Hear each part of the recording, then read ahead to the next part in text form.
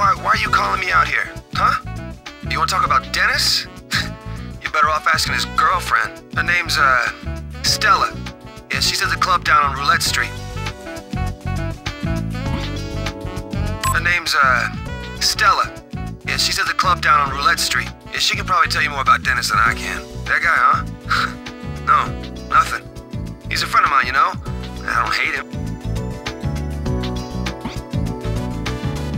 We'd been drinking together the night before he died, after all.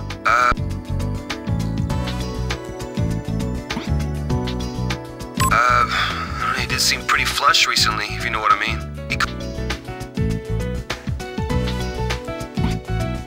He called me up out of the blue and said he'd pick up the tab that night. That wasn't really important. It was just how he normally brags. He was all proud of this red Portland Jacks t-shirt he was wearing, too. A Portland Jacks t-shirt. If he was telling the truth, the victim was wearing that shirt on the day of the incident.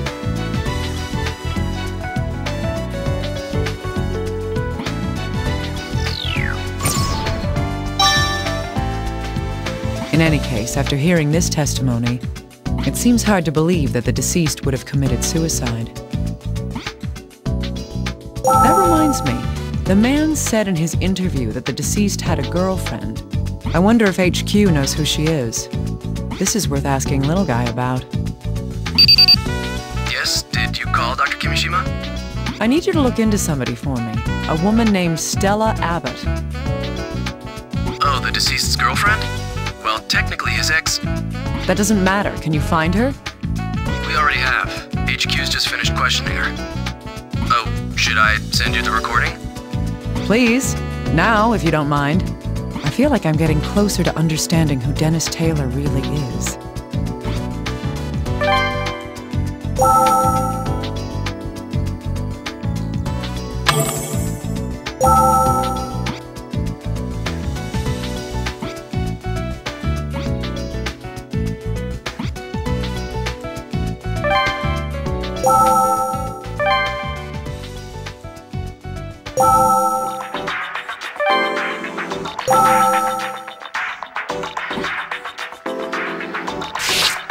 That reminds me, someone mentioned the clothing that the deceased was wearing on the day of the incident.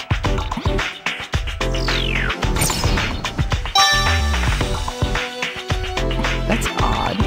There's nothing that stands out about the clothing. Somebody said something about what the deceased had been wearing that day.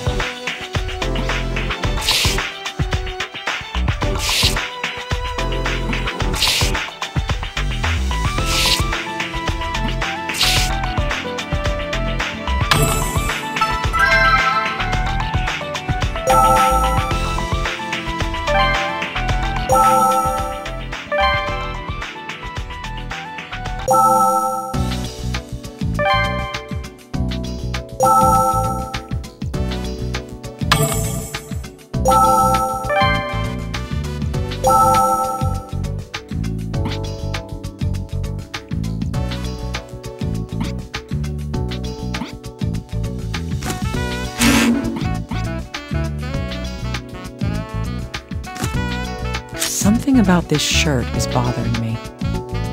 I can't make any more rash decisions. I need to think cautiously.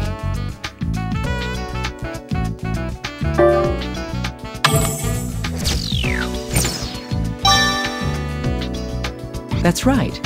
The deceased was apparently wearing a red t-shirt on the day of the incident. Did he change after he got home? Or was there some reason for changing his shirt?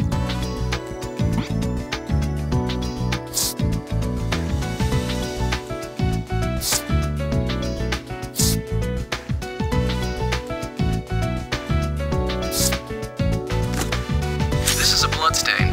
One moment, please. I did some quick calculations. A stain of that size would take about 800 milliliters of blood. The average adult male would have to lose at least 1,500 milliliters in order to bleed to death. This means that I can't make any more rash decisions. I need to think cautiously.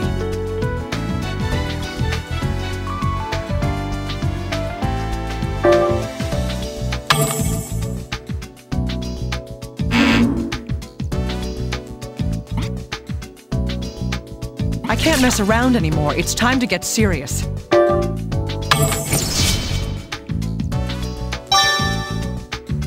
Well, the amount of blood loss required varies from person to person, so this isn't quite proof. It is unusual, though. I'll have to remember it.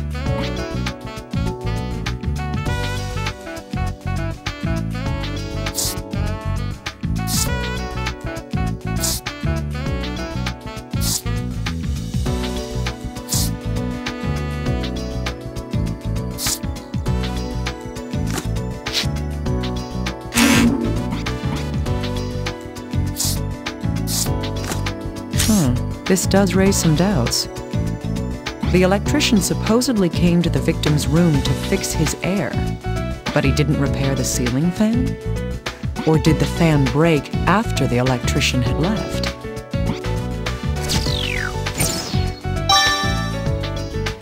In any case, I'll need to hear his account again.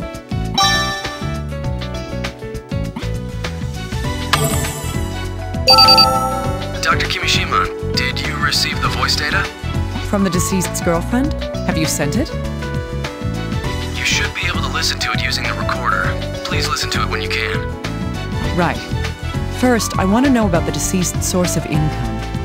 He did seem fairly well off for somebody without a steady job. Indeed. I'll be listening for that while I'm going over the recording.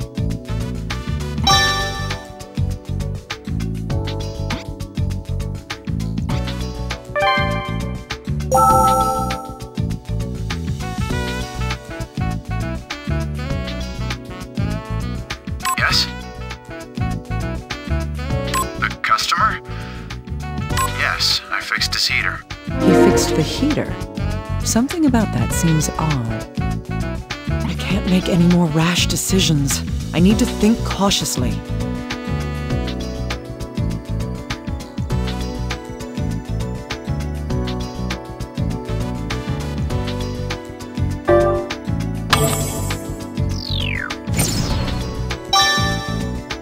Yes, the deceased's neighbor mentioned that. Summer is already starting. And yet, on the day of the incident, the deceased wanted to have his heater repaired? There's something strange about this after all.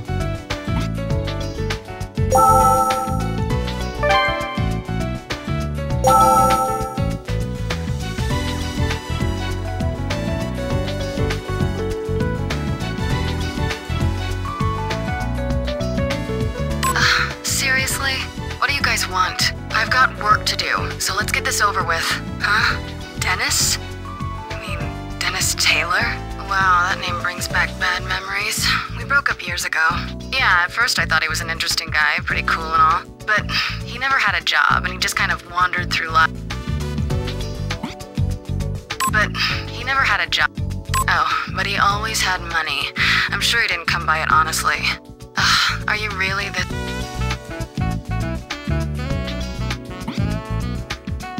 Are you drugs? He was a drug dealer. Good heavens. The deceased's been holding on to quite a secret. I'm going to have to change the way I approach this case.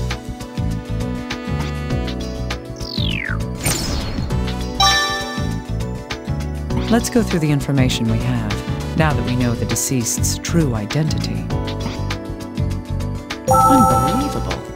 The deceased had this hidden dark side to him. This is looking more and more like a case worth investigating. If Dennis Taylor was a drug dealer, then there could be a variety of reasons to kill him. Still, I can't let my prejudices cloud the truth. I need to remain objective. However, it seems that we're going to have to change our views regarding this case. Right. I'll prepare the CSI's ALS. ALS? The advanced light source that can adjust the wavelength being emitted? That's right. An object's visibility depends on the light being reflected from that object. The ALS lets you select a particular wavelength to focus only on what you want to see. Or hide what you don't want to see. Huh? Oh, no. I'll try using it. Thanks, little guy.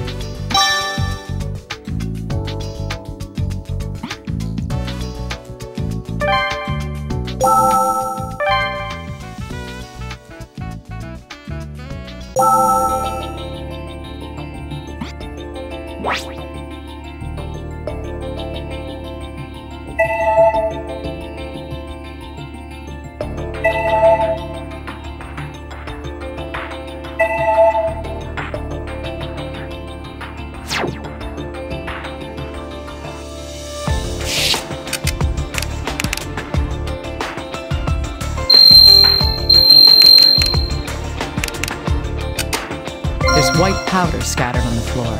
It looks like there are footprints in it.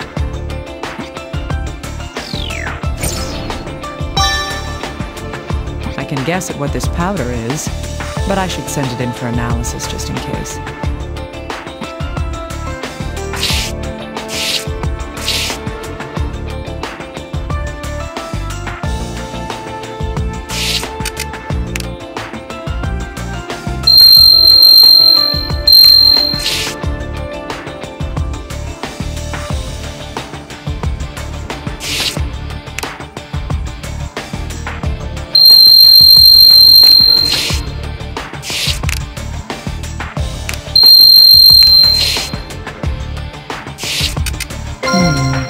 This powder on the floor seems to trail behind the shelf. Bingo. There's more of that powder inside this hole in the wall. What an obvious place for a hiding spot. Mr. Taylor wasn't all that clever.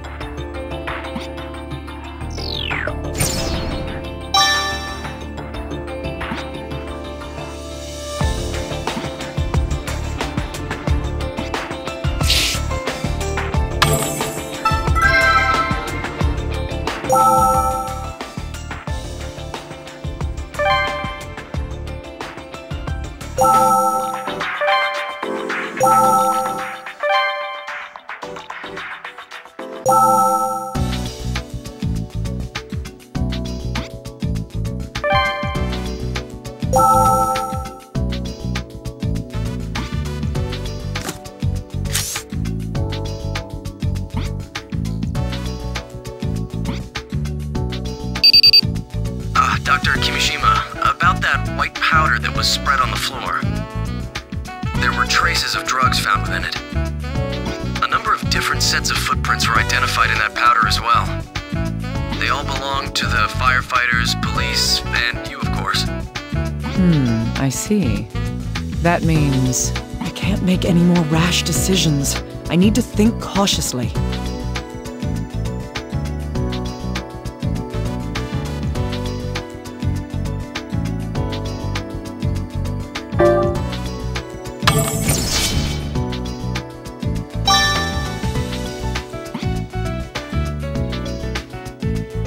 Exactly. That would be the case. The room belonged to the deceased. If the drugs had been spread on the floor before the incident, his footprints should be there as well. But the only footprints in the room were from people who had entered after the fire. This would mean that the drugs would have to have been spread before or soon after the fire began. All right, let's go over the information we've gathered. First, the white powder. I can't make any more rash decisions. I need to think cautiously.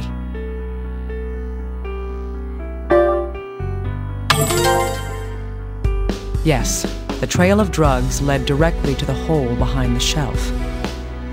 If the same powder from the floor was inside the hole, then I can't make any more rash decisions. I need to think cautiously.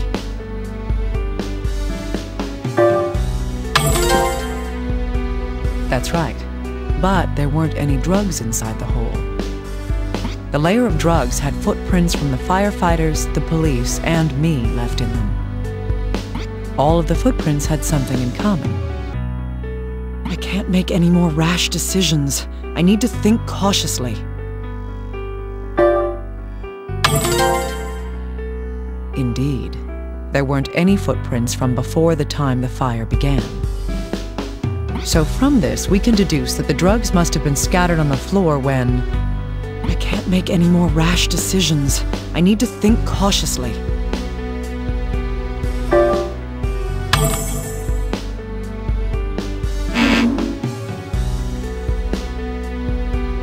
cannot make any more mistakes.